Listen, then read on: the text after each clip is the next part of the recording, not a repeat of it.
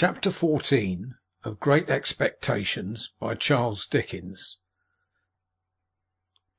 It is a most miserable thing to feel ashamed of home. There may be black ingratitude in the thing, and the punishment may be retributive and well deserved, but that it is a miserable thing I can testify. Home had never been a very pleasant place to me, because of my sister's temper. But Joe had sanctified it, and I had believed in it. I had believed in the best parlour as a most elegant saloon. I had believed in the front door as a mysterious portal of the temple of state, whose solemn opening was attended with a sacrifice of roast fowls. I had believed in the kitchen as a chaste, though not magnificent, apartment. I had believed in the forge as the glowing road to manhood and independence. Within a single year all this was changed.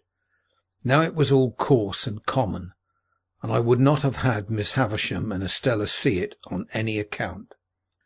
How much of my ungracious condition of mind may have been my own fault, how much Miss Havisham's, how much my sister's, is now of no moment to me or to any one. The change was made in me. The thing was done.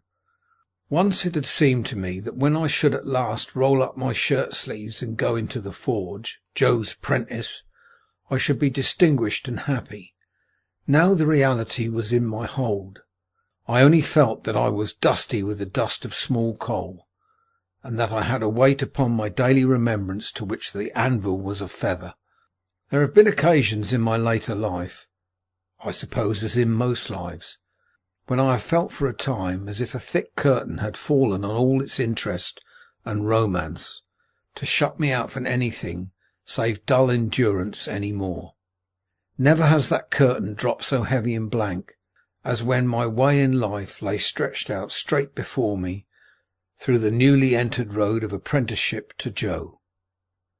I remember that at a later period of my time I used to stand about the churchyard on Sunday evenings when night was falling, comparing my own perspective with the windy marsh view, and making out some likeness between them by thinking how flat and low both were, and how on both there came an unknown way and a dark mist and then the sea. I was quite as dejected on the first working day of my apprenticeship as in that after time. But I am glad to know that I never breathed a murmur to Joe while my indentures lasted.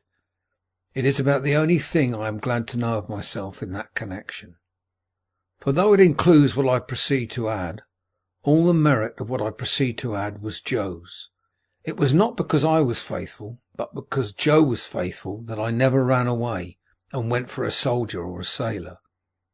It was not because I had a strong sense of the virtue of industry, but because Joe had a strong sense of the virtue of industry, that I worked with tolerable zeal against the grain. It is not possible to know how far the influence of any amiable, honest-hearted, duty-doing man flies out into the world, but it is very possible to know how it has touched one's self in going by, and I know right well that any good intermixed itself with my apprenticeship came of plain contented Joe, and not of restlessly aspiring discontented me. What I wanted, who can say? How can I say, when I never knew? What I dreaded was that in some unlucky hour, being at my grimiest and commonest, I should lift up my eyes and see Estella looking in at one of the wooden windows of the forge. I was haunted by the fear that she would sooner or later find me out, with a black face and hands, doing the coarsest part of my work, and would exult over me and despise me. Often after dark, when I was pulling the bellows for Joe, and we were singing Old Clem, and when the thought of how we used to sing it at Miss Havisham's would seem to show me Estella's face in the fire, with her pretty hair fluttering in the wind, and her eyes scorning me, often at such a time I would look towards those panels of black night in the wall, which the wooden windows then were, and would fancy that I saw her just drawing her face away, and would believe that she had come at last. After that, when we went into supper, the place and the meal would have a more homely look than ever, and I would feel more ashamed of home than ever, in my own ungracious breast. End of chapter 14.